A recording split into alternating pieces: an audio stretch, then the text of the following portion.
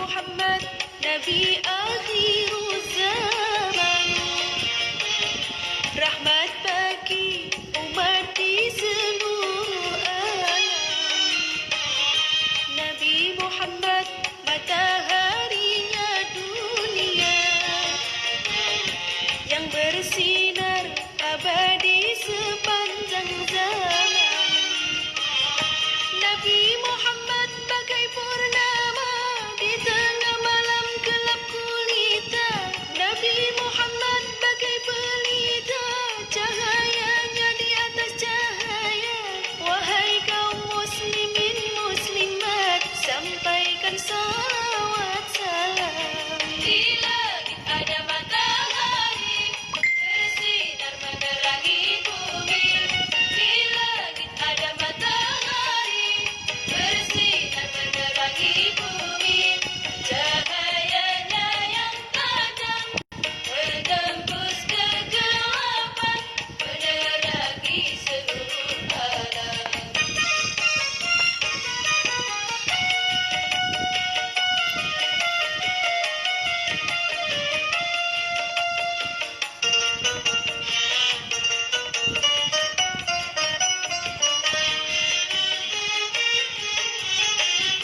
Nabi Muhammad, Nabi akhir zaman, rahmat bagi umat di seluruh alam. Nabi Muhammad, mataharinya dunia,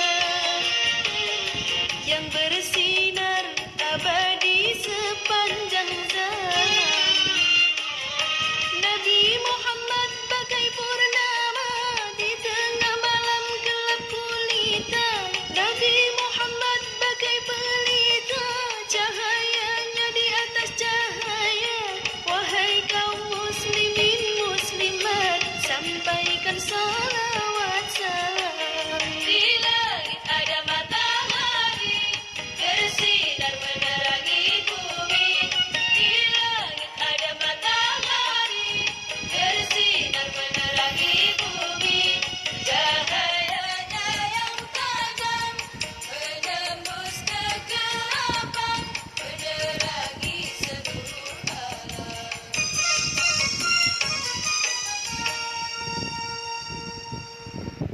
Sa ngalan ni Allah nga labing madagayaon ug labing mangiloyon hari sa adlaw sa paghukom.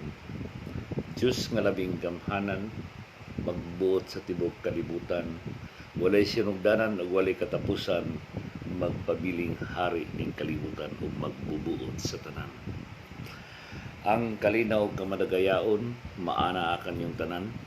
Ang kapayapaan ay suma sa inyo. Assalamualaikum warahmatullahi wabarakatuh. Dumating naman tayo sa oras na tatalakay natin yung na-post ko. Dahil ito ang nasanayan natin mula pa last year pa ito nag-umpisa. Nasanayan natin ito. Mao ni ang ato ang kalingawan. Mao ni ang ato ang kalingawan nga tibuok pamilya. Ito'y pamilya Tarambisa, Makadato. Ang dami-daming pamilya nandito sa loob. Kaya ito ang katuwaan namin. May oras kami na binibigyan namin ng pagtatalakay sa mga naipost ko dahil humihingi ako ng pamagat. Mula pa noong isang taon pa, nakalipas ng taon, ang dami-dami na akong binigay na mga, ito'y isang tanong lang, naghihingi ng pamagat, pero sa pamagat wala pang tumatama. Maliban lang sa grupo sa mga Christian, marami nang nakatama doon. Pero sa mga pamilya ko, ni isa, wala pang tumama. Mga maliliit lang ang tinatamaan nila, mga doon sa tag 10,000, 20,000, ganyan. Maliliit lang, o coffee, yung mga tag 1,000 lang, 2,000, diyan lang. Pero sa 100,000, 50,000, walang tumatama sa kanila. Sa group ko sa Christian, mga mukhang 4 na beses may tumama. Pero sa mga pamilya ko, kadugo ko yan, ang maliliit lang ang mga tinatamaan nila. Ngayon, sana kung may mga iba dyan nakikinig at nakapanood sa ganitong katuwaan namin, kung meron man akong mali, humihingi ako ng paumanhin. Pagpasensyahan lang ninyo kami dahil ito po ay para sa aming mga pamilya lang. Pero merong din sumasali na mga kaibigan ko, kahit hindi ko kilala sumasali, sumasagot din sila, meron din nakatama. Kaya naipadala ko agad sa kanila yung premyo nila, yung mga binibigay sa kanila. Kasi ito ang pinaka gusto kong katuwaan. Natutuwa kami dito, masaya rin ako dahil kahit medyo limitado ang ating mga galaw, pero okay lang din nakagawa naman tayo ng mga katuwaan. Wala pong pinipili dito, kahit sino pwede makasali sumagot. Kapag tumama ka, talaga matatanggap mo ang premyo mo.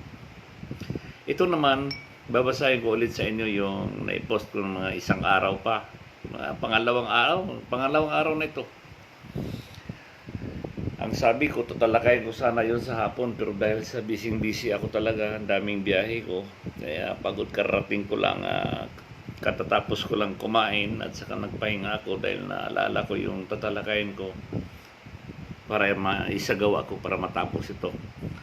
Pag may tumama man, salamat din para ma-enjoy tayo. At saka hindi ito hanggang dito lang, tuloy ito hanggang buhay pa ako, itutuloy ito. Ngayon, babasahin ko ulit sa inyo yung naipost ko. Gusto ni Pangulong Duterte na si Bongbong Marcos ang ipapalit niya bilang Pangulo ng ating bansa. Alam niyo, mga kapatid, mga kapamilya, napakabigat talaga ng trabaho bilang presidente. Hindi basta-basta yan. Hindi ito kaya na gawin na magagawa ng artista lang, hindi. Kaya nga, sa dami ng mga presidenteng dumaan dito sa ating bansa, ang Pilipinas, 2 lang nakita ko mabubuting presidente. Pasensya lang yung ibang presidente. Hindi ko sila sinusuway, wala akong masabi sa kanila, pero kay Ferdinand Marcos at saka ni Duterte, malaki ang masasabi ko. Malaki talaga ang tiwala ko kay Marcos. Hanggang ngayon, hindi pa nawawala sa utak ko ang KBL. Dahil KBL loyalist ako. Hanggang ngayon, KBL pa ako. Pinangarap ko pa nga mabubuhay ulit ang KBL. Kasi noon, nawala na si Marcos, nakita ko ang bansang Pilipinas malulunod na. Kawawang kawawa ang mamamayan. Yan ang totoo. Kawawang kawawa. Mabuti na lang, sa dami ng presidenteng dumating si Duterte. Doon ako nagpapasalamat. Ang ating bansa pala, meron palang pagtingin ng ating Panginoong Diyos, naawa siya sa mga Pilipino, kaya ginawa niya si Duterte magiging Pangulo ng bansang Pilipinas para nang sa ganon mawalis ang mga tiwali, maalis ang mga baluktot na mga gawain, maalis ang mga baluktot na pamaraan ng mga ilan sa mga opisyalis sa ating bansa. Magmula sa Kongres, Senado, hanggang sa baba, maraming baluktot puwera lang sa mga matitinong opisyalis na ginagawa nila ang narapat-dapat at karapat-dapat na gawain para sa mamamayan. Alam niyo, mula nang nakaupo si Duterte, natutuwa ako. Kahit hindi ko pinapakita na loyal ako kay Duterte, pero marami nakarinig sa akin yung compose kong awit. Yung pangampanya kong awit, marami nakakarinig doon. Bawat lugar mapuntahan ko, kinakanta ko yan para kay Duterte. Yun ang panahon ng pangampanya ni Duterte. Ngayon, balik tayo sa binigkas ko sa inyo. Ang gusto ni Pangulong Duterte na si Bongbong Marcos ang papalit sa kanya bilang Pangulo ng ating bansa. Ako, maganda. Mukha yatang mabubuhay ang KBL. Hindi natin masusunod at saka hindi natin mapigilan at hindi natin dapat turuan dahil matalino yan. Abogado yan, alam niya ang batas at alam niya ang kanyang gagawin. Alam niyo si Duterte, di ba noong naipost ko nung una, kung walang Duterte, hindi mabubulgar ang mga katiwalian. Alam ba ninyo yung sagot doon, yung pamagat, pagbabago. Ngayon, ang hiniling ko namang pamagat ngayon, ang gusto ni Duterte na si Bongbong Marcos ang magiging kapalit bilang Pangulo ng ating bansa. Alam niyo ba kung bakit? Alam kasi ni Duterte na ubod ng yaman sila. Kasing iniwan si Ferdinand Marcos na yaman na mahirap bilangin. Pangarap yun ni Marcos na dito sa bansang Pilipinas, yan ang gagawin niya para uunlad ang ating bansa at hindi maghihirap ang mga mamamayan. Ngayon, kaya naiwan yan, siyempre, sino ang gagamit yan? Yung pamilya niyang naiwan. Sila Amy Marcos, si Imelda Marcos, andyan na yan. Sa oras na yan, ang talaga si Bongbong Marcos. Siya ang gagamit yan. Hindi natin alam kung ano ang nasa utak ni Bongbong Marcos. Hindi natin alam. Pero yan man ang sinabi ni Duterte na yan ang gusto niyang ipapalit bilang Pangulo ng ating bansa. Mabuti rin. Alam niyo ba kung bakit? Dahil alam na nila kung paano may taguyod ang ating bansa. At saka, kayang-kaya nila paunlarin ang ating bansa. Kayang-kaya nila na ang mga mamamayan ay hindi maghihirap. At saka ang mga tao yan, hindi yan magnanakaw. Simula pa nung buhay pa si Ferdinand Marcos, hindi yun nangawkaw, hindi yun nagnakaw ng pera ng ating bayan. Hindi yun. Hindi yun nagnakaw. Paano magnakaw yun? Yaman na yun. Tsaka ang dami-daming yaman na iwan sa kanya ni Padre. Kaya lang, si Ferdinand Marcos, sinisira lang ng mga tao, mga oposisyon. Merong tao talagang gumawa na talaga ng mga kilos at paraan upang masira si Marcos. Nagtagumpay naman sila. Nasira si Marcos. Nawala si Marcos. Naalis si Marcos. Sinong sumira sa ating bansa? Sila ang sumira sa bansang Pilipinas. Pinatay nila ang kinabukasan ng ating bansa. Kaya simula nang nawala na si Marcos, lubos nang naghirap ng ating bansa. Grabe na ang paghihirap ng ating bansa. Lumabas ang mga magnanakaw, lumabas ang mga kurakot. Gusto nila yumaman kahit nagdusa at naghirap ang mamamayan. Ngayon, di ba, nabulyaso na yan? Di ba, naglabasan na yung mga baho nila? dahil si Duterte na ang humawak sa ating bansa. Sa madaling salita, ang pamagat na yung una ko na-post, yung pagbabago. Nung nangampanya si Duterte, hindi maging pangulo ang pangarap niya. Ang pangarap niya talaga, babaguhin niya ang mga pamaraan sa ating bansa. Dahil nakita niya lulubog ang ating bansa. Kawawang kawawa ang ating bansa. Kawawang kawawa tayo. Kaya ngayon ang ating Pangulong Duterte, nag-iisip siya ng mabuti. Minsan din, kahit hindi niya sabihin sa atin, makikita natin sa kanya, sa kanyang mukha, sa kanyang isipan, mababasa rin natin na tinitingnan niyang anak niya si Sara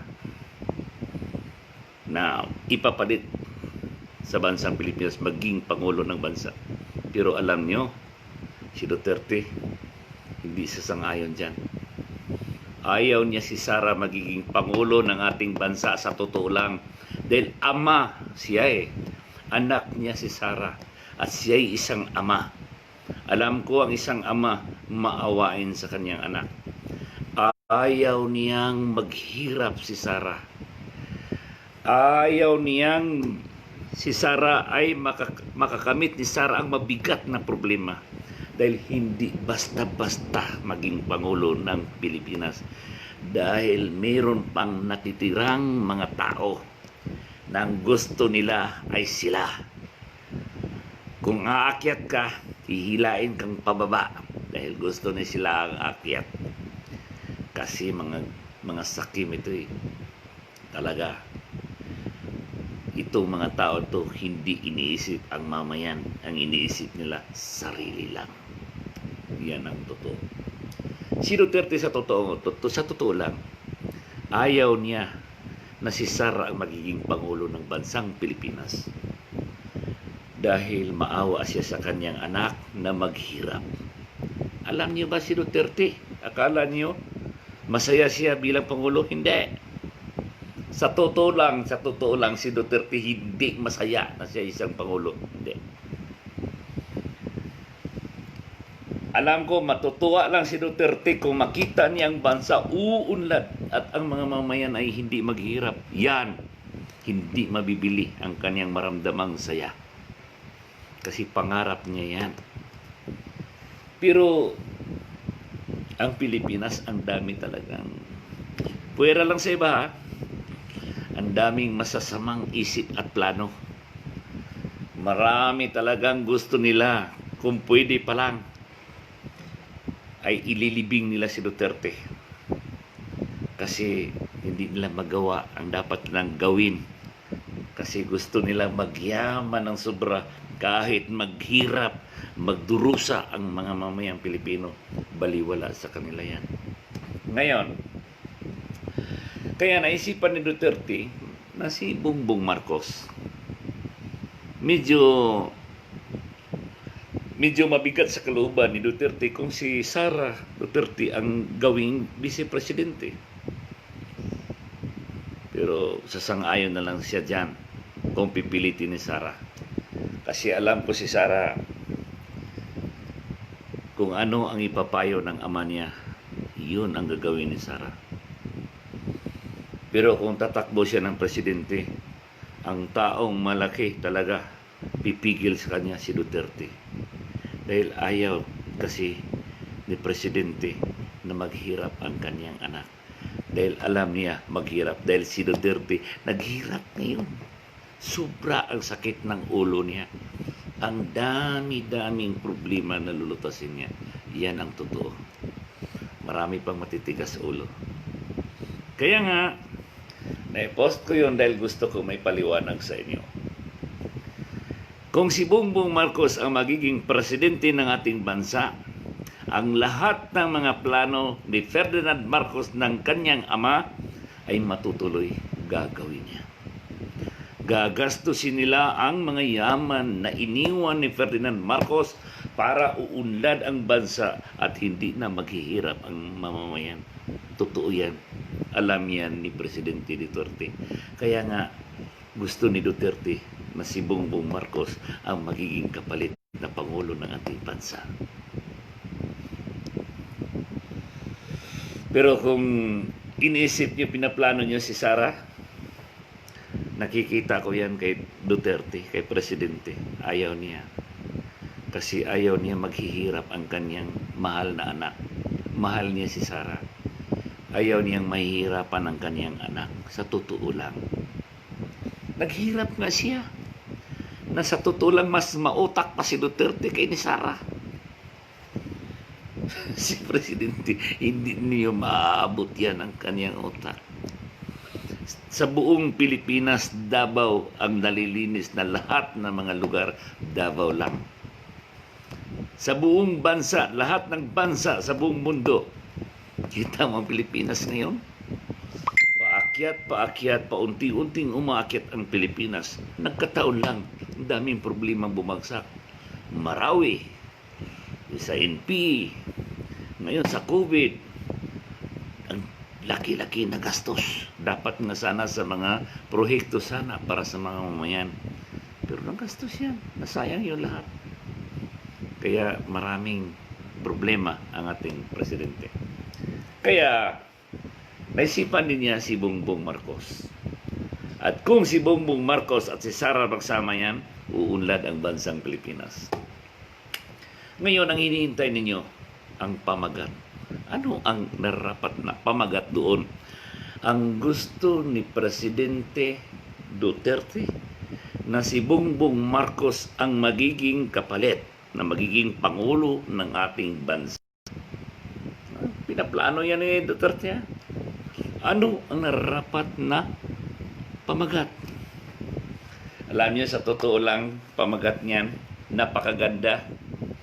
Kung sabihin ng iba, pangarap, medyo. Second prize yan. Kaya kung may nasumagot na pangarap, second prize, makatanggap yun ng 20,000. Pero ang 50,000 talaga, ito ang pamagat. Adhika. Adhika.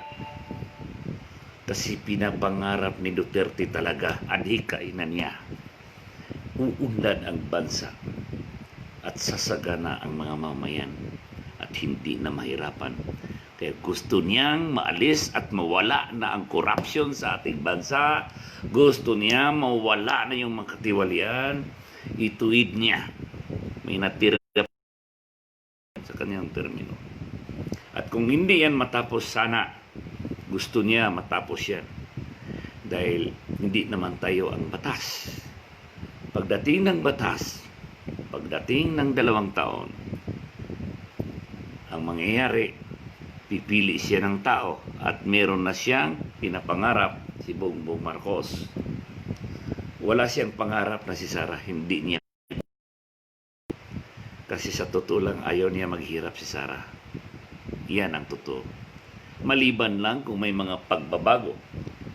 Gawas lang kung doon ay mga kausaban sa mga panahon, kay matod pa nila, matagdagan sa panahon, adunay kausaban. Sa mga lintunganay nga pinulungan, kung atong klaruhon pag-ayo, ang husto na pamagat niya na adhika. Mao na ang tinuod. Tungod kay gipangandoy na o gipanganti ni Duterte nga mamaayo ang atong nasod nga Pilipinas aron di na ang tao mulamay sa kaigwaos sa kalisdanan sa kinabuhi dinhi sa atong nasod. Tungod kay ang katawhan na biktima na sa pipila ka ng labay nga mga pangulo, diin ang mga katawhan naghanot o naut-ut o nagkalisod. Tungod kay wala mawala ang mga taong kawatan, mga taong limbungan, mga taong tikasan. Naa sa Kongreso, naa sa Senado, naa sa kinaubsan, daghan busa. Nagpasalamat kita nga si Duterte nakapuli. Kay sumala sa akong giingon kaniadto ito pila ka adlaw, 65% na ang nakuha. Napay nabilin gamay na lang. Pastilan kung madungagan palang unta si Duterte, pulo ka tuig, limpyo ang atong nasod ng Pilipinas. Mao na tinuod. Apan, wala tay mahimo, unsay tatak sa atong pamalaod mao gi pagabuhaton o pagasubayon sa mga Pilipino. Busa watay mahimo din napita kung moabot na ang termino sa atong Presidente Duterte. Ang pamagat at hika. Hinaot nga nasabtan ninyo ang akong pagsaysay ni ining kabahin sa pamagat sa akong gilitok kaninyo. Mayong gabi kanyong tanan. Mga kaigsuunan, maghigalaan, mga kapamilya, inimubos yung igsuon, Mer Romero Tarambisa.